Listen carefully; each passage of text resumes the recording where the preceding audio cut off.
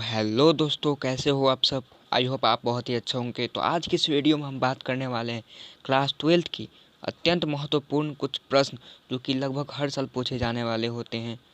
तो आज तो वीडियो के साथ बने रहें और आप हमारे इस चैनल पर नए हो तो सब्सक्राइब करना ना भूलें।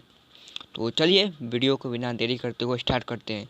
तो हमारा पहला क्वेश्चन है, सिद्ध करें कि sec square tan inverse 2 plus cosec square cot inverse 3 equal to 15। तो देखिए दोस्तों, इसमें सेक के साथ tan है, ठीक है।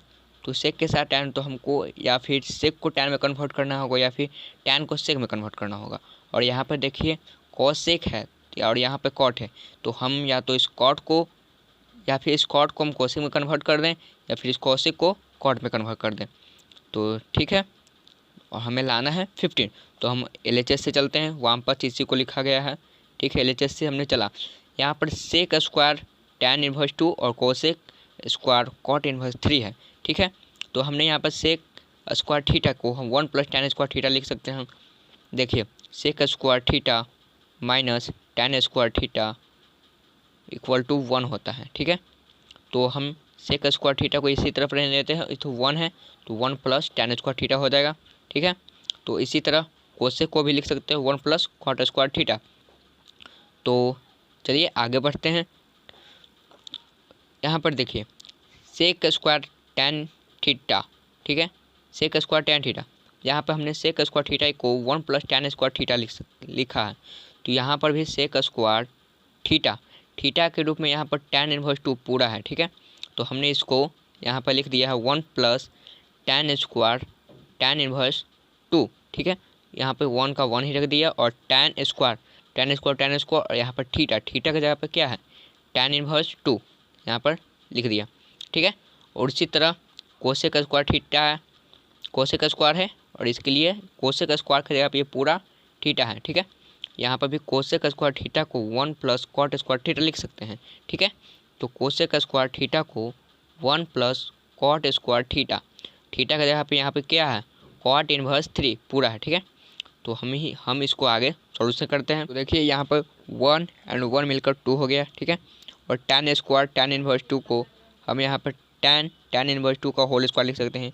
ये स्क्वायर को हम ऊपर भी लिख सकते हैं पूरा का होल स्क्वायर। और यहाँ पर कॉट स्क्वायर है तो इसको कॉट इनवर्स 3 होल है होल स्क्वायर, तो इसको पूरा को स्क्वायर कर दिए हैं, ठीक है। आगे बढ़ते हैं।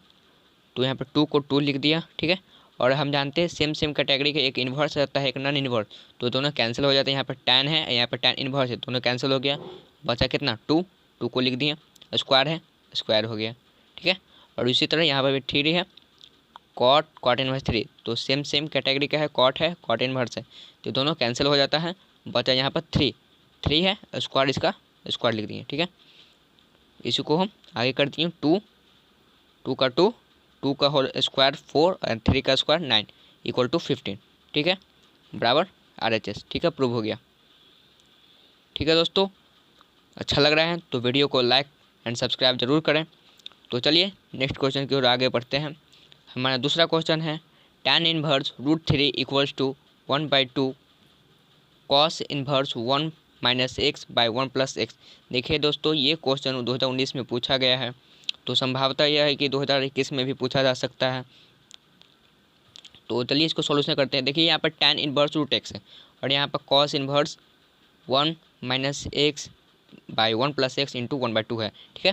तो यहाँ पर tan इनवर्स x है और यहाँ पर कॉस इनवर्स, आप यहाँ पर LHS को भी RHS में ला सकते हैं या फिर RHS को भी LHS में ला सकते हो। तो हमने यहाँ पर RHS से चला है, ठीक है, हमने यहाँ पर RHS से चला है, तो RHS को सॉल्व किया तो क्या आया। देखिए हमने इसको 1 by cos inverse 1 minus cos by 1 plus x को क्या किया, ये इस x को हम √x इंटू √x लिख सकते हैं, ठीक है। तो यहाँ पर 2 गो है तो इसका स्क्वायर भी लिख सकते हैं, तो √x का स्क्वायर वही यहाँ पर किया गया है, ठीक है। इसी तरह इस x को √x का स्क्वायर कर दिया गया है और नीचे भी x को √x का होल स्क्वायर कर दिया गया है, ठीक है। इससे कोई प्रभाव नहीं पड़ा, ठीक है।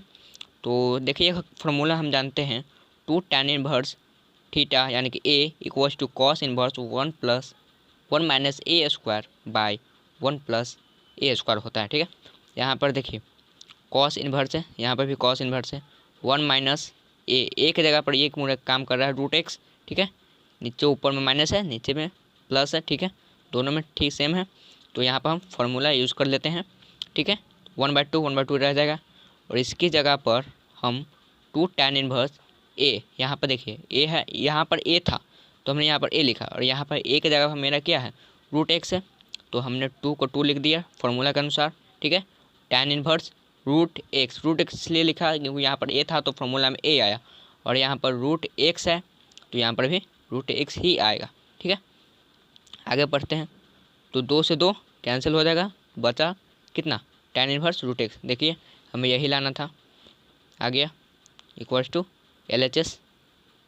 ठीक है, तो आगे बढ़ते हैं हम नेक्स्ट क्वेश्चन की तरफ। हमारा नेक्स्ट क्वेश्चन है sine inverse 1/2 plus cos inverse 1/2 का मान है। ठीक है, तो देखिए साइन इनवर्स 1/2। अब देखिए साइन में 1/2 किसका वैल्यू होता है, साइन π/6 का वैल्यू होता है।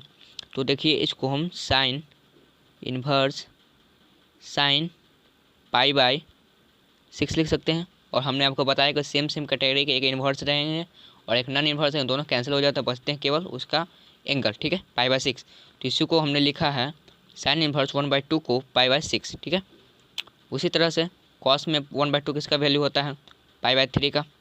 ठीक है, तो यहाँ पर लिखेंगे कॉस इन्वर्स कॉस π/3 लिखेंगे। ठीक है, कॉस इन्वर्स कॉस π/3, तो कॉस कैंसिल हो जाएगा, बचेगा इसका एंगल π/3।